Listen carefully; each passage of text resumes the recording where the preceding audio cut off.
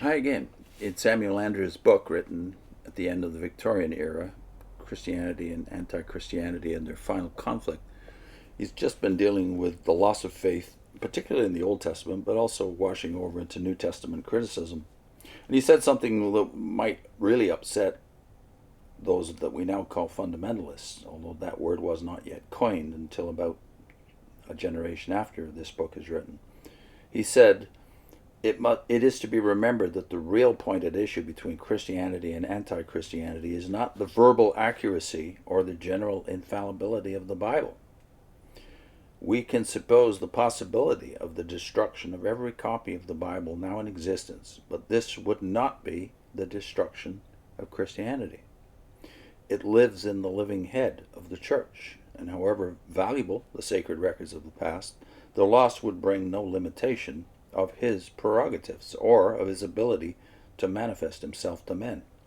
Whilst therefore gladly acknowledging the aid which criticism, the higher and lower, may furnish to the elucidation of the Bible, we remember that the book is only a means to an end, that its value is in opening to our knowledge the purpose of God in his Son, so far as it has been accomplished, and preparing us to be his helpers in what remains to be done. To one whose eyes are steadily fixed upon the risen Lord, a great deal of the current biblical criticism will seem trifling, if not wholly useless. In the multitude of details, unity is lost. The goal is not seen. Men's hearts are set upon the past, while God desires present action. Only one question is of supreme interest to us. Is the virgin's Son, raised from the dead, now at God's right hand, having all power in heaven and earth? If the critic says he is not, he sleeps in some unknown grave. Of what value are his labored and wearisome efforts to prove small contradictions or errors in a book which can have for us only an antiquarian interest? If the critic says he is now living and Lord of all, why trouble himself to refute what, in the nature of the case, is of very small importance, and which the Lord may at any moment refute by his acts? Can anyone think that honest and earnest men will long remain in this state of doubt as to the truthfulness of the Scriptures, or profess to believe what they do not in fact believe? Most will say the Bible must be taken as a whole, or rejected as a whole. We will take it as the Church has received it in its entirety, or we will cast it away altogether. No protestations of biblical critics that they can tear out a page here and a page there, that they can substitute abstractions for persons, eternal verities for Father, Son, and Spirit, legends for facts, speculations for prophecy, and still keep all that their spiritual needs demand, will satisfy him who will have realities, not idle words.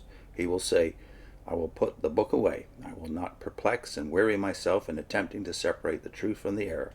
When biblical scholars have come to some fixed conclusion as to what the Bible is and what it teaches, and the Church has put the finally ascertained truth into her rewritten creeds, then I can read it with some assurance that I am not deceiving myself with empty beliefs. No building can stand long when the foundation is undermined. The first rude shock makes it fall. Many, indeed, may continue to profess great reverence for the Scriptures, as did the Jews of the Lord's day, and study them much simply because they interpret them in the spirit of the time and find in them what they wish to find. And we have reason to believe that there are many who, like Mr. Arnold, that's Matthew Arnold, sing the praises of the Bible long after it has ceased to have for them any authority or any theological value. They think that it has for the masses an ethical value, and fancy that while scholars and cultivated people like themselves find much of it out of date, its ideas of moral order and right will keep their hold upon the popular mind and help to preserve social peace. Looking to the future, we may not attempt to conceal from ourselves the real character of much of the current biblical criticism.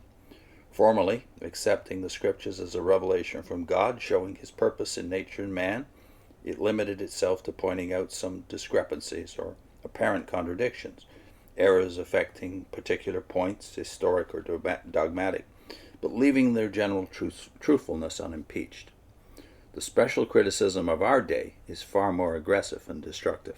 It affirms a priori grounds, philosophical and scientific, that very considerable parts of the Bible cannot be true. It would, of course, be unjust to say that all, or even most, of our biblical critics go to this extent. Not a few attempt to stay the destructive work, but that this work goes steadily on, becoming more and more aggressive, no one acquainted with the more recent critical literature can doubt. Nor can we doubt that it has more and more the tide of popular feeling with it. One of these critics, well qualified to judge, has very lately said, quote, "We rise from the survey of this exegetical literature with the feeling that we have only begun the critical history of the Bible writings." Unquote. Even now, the process of biblical disintegration has gone so far that we see in the polychrome Bible all the colors of the rainbow. And of course, this is a century before the Jesus Seminar people did something similar. This overthrow of the faith of men in the Bible is a great step forward in preparing the way for the Antichrist. It is of comparatively less importance in the Roman Catholic than in the Protestant communion, since the former makes the Church itself to be an infallible teacher. And to those thus believing, what the biblical critics may say is a matter of indifference. Of course, that's changed since Vatican II, 60-odd years ago. Still, it is abundantly manifest that in the Roman communion, the loss of faith in the Scriptures is greatly weakening the faith of many in the Church. But to the Protestant, the loss of faith in the Bible points to a great religious change. It leaves him without any guide or teacher, for his choice must be between the biblical teachings of God and of his relations to the universe and to man, and the teachings of pantheism. Men are too nobly constituted to be atheists, nor can they long be agnostics. They cannot remain in the pains of doubt or emptiness of unbelief. To reject or ignore the Bible, on whatever grounds, is to be ignorant of God and of his purpose in man, and thus to be exposed to the most dangerous form of delusion, that of self-deification. In proportion as unbelief in the Scriptures increases, the person of the incarnate Son, who as the first and last, the beginning and the end, alone gives it unity and meaning, recedes from our sight, and as he recedes, darkness deepens over both present and future. For years the most unobservant has seen how within the Church the study of prophecy has been greatly disparaged, a sure sign of that decay of faith which, beginning here, extends itself to history and doctrine, and ends in their final rejection. Thus the Bible, made up, as we are told, of disconnected and discordant parts, emptied of all historical unity, revealing no divine purpose, neither explains the past nor casts light upon the future. Why retain it? Put it among other sacred books. Call it literature. Keep it for its teachings of ethics and as illustrating the evolution of religion. But the new age must have its new Bible, one reflecting its advanced knowledge of God and man and nature. It was said by Thomas Carlyle in his essays, quote, "A Bible is the authentic biography of noble souls. To each nation its believed history is its Bible. Not in Judea alone, or Hellas, that is Greece, or Latium, but in all lands and in all times." And Andrews concludes, "We may therefore look for a new Bible, which will not narrow its records to the life of one covenant people, but be the history of the evolution of the idea of God in all the noble spirits of the race, and thus be the sacred books, or the sacred book of a universal religion."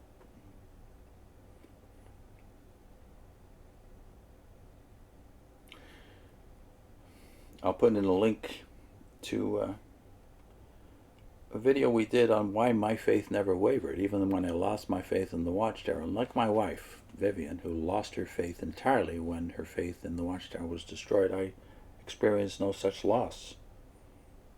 And yet Vivian's experience was far closer to that of most ex-Jehovah's Witnesses, it would appear, who, when they lose their faith in the Watchtower, lose their faith entirely, even in God, certainly in the Bible's authority. Why is that? And also put in a list, or a link to our apologetics playlist, where all the John Harkar books and the wonders of prophecy reside. See you next time.